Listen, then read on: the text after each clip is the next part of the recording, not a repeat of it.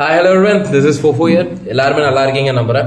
So இன்னைக்கு ஒரு ரொம்ப வித்தியாசமான ஒரு டாப்பிக்கு.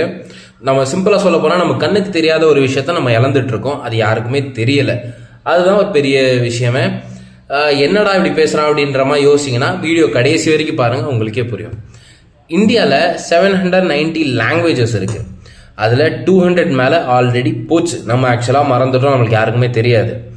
அது போக 167 லாங்குவேஜஸ் இன்னும் அழியிற நிலமையில் இருக்குது. அது போக வெறும் 69 லாங்குவேஜஸ் தான் ஸ்கூல்ஸில் ஆல் ஓவர் இந்தியா சேர்ந்து நடத்துகிறாங்க. அதில் 22 லாங்குவேஜஸ் மட்டும்தான் கான்ஸ்டியூஷன்ல இருக்குது. மேகாலயாவோட 2 மேஜர் லாங்குவேஜ் அவங்க அதில் ஆட் கூட பண்ணலை. இதில் சிம்பிளாக சுருக்கமாக சொல்ல போனால் இந்தியாவில் 43% ஹிந்தி, 17% இந்த சவுத்தில் தமிழ்நாடு, மலையாளம் இதெல்லாம் சேர்த்து, ஒரு ஆந்திரா, தெலுங்கு அதெல்லாம் சேர்த்து 17%. பேலன்ஸ் இருக்கிறது இந்த ஒடியா, போஜ்பூரி இந்த மாதிரி லாங்குவேஜஸ் மட்டும்தான். இதுவுமே எவ்வளோ பர்சன்டேஜ்ன்றது தெரில. நான் இதெல்லாம் ஏன் சொல்கிறேன் அப்படின்னா, நம்ம ஊரில் ஒரு பொலிட்டிக்கல் அஜெண்டா இருக்குது. ஹிந்தி கற்றுக்க மாட்டோம் அது இதுன்ட்டு நம்ம தப்பாக புரிஞ்சுக்கிறோம். ஹிந்தி கம்பல்ஷனாக நீங்கள் கற்றுக்கணும் இல்லை, பட் நான் ஹிந்தி கற்றுக்கிட்டேன், கம்பல்ஷனில் கற்றுக்கிட்டேன்.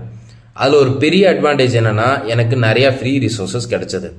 சிம்பிளாக சொல்ல போனால் நான் ஒரு ப்ரொஃபஷனல் கோர்ஸ் படிக்கிறேன். நீங்கள் எடுத்து பாருங்கள், எத்தனை லாங்குவேஜஸில் தமிழில் சொல்லித்தராங்க, இங்கிலீஷில் சொல்லித்தராங்க, எவ்வளோ ஹிந்தியில் சொல்லித்தராங்கன்னு.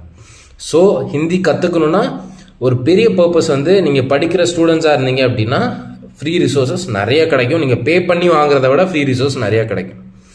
ஸோ எதாவது நீங்கள் புதுசாக கற்றுக்கினீங்கன்னா feel free to share, like and subscribe. Thank you so much. Signing off from ஃபோஃபோ.